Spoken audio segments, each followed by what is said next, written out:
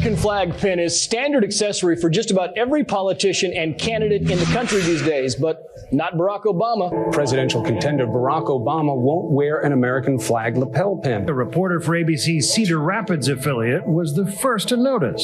A no-pin zone. You're taking the pin, the American flag off of you and saying, I'm not going to wear it, almost in a little bit of a protest, I guess. I think he's disrespecting the American flag. He's got to apologize to the people, for example, that are working the fields. There were Marines who were in the Army. It matters something to our troops. Why do we wear pins? Because our country was under attack. Barack, put on the pin. They just hate the flag. That really matters a lot, doesn't it? The pin. It's all about the pin, the pin, the pin. Barack Obama, oh my God, did not wear a pin. Think about it. I mean, is that who we've become? We look at somebody on one side do one thing and we think it's absolutely horrible. But if our guy on our team does the same thing or worse, oh, it's okay. Let me give you an example of that. I don't know if you had a chance to watch some of the Sunday shows this weekend. I did. And here's what I saw.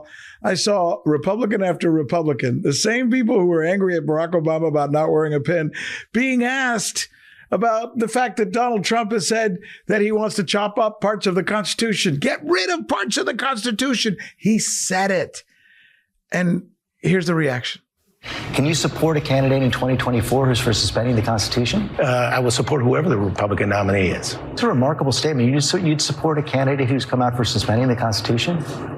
Well, you know, he says a lot of things. You have to take him in context. He says a lot of things.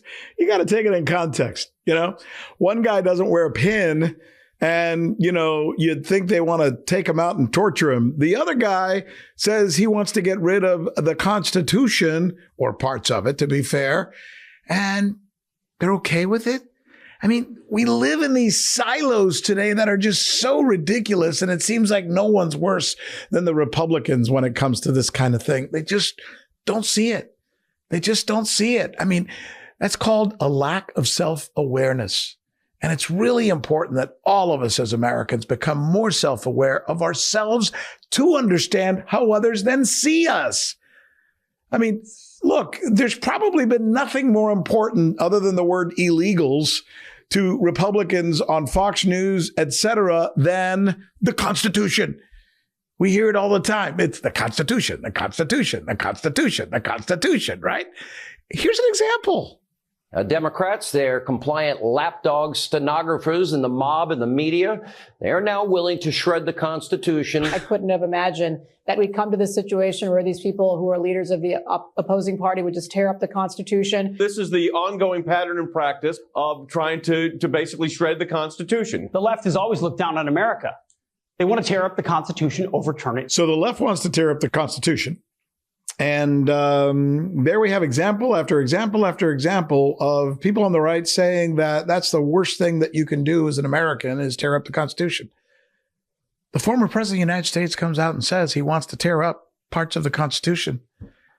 And they say he just says a lot of things. He says a lot of things.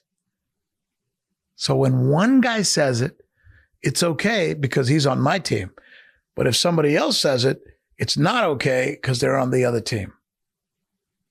This is what we got to change. This is what we got to change. This cannot continue. I'm Rick Sanchez. I do a thing called the Rick Sanchez Podcast. So glad that I had a chance to share these thoughts with you. There's a lot more if you go to my podcast. I developed this idea throughout. And thanks to TYT and Rebel HQ. Adios.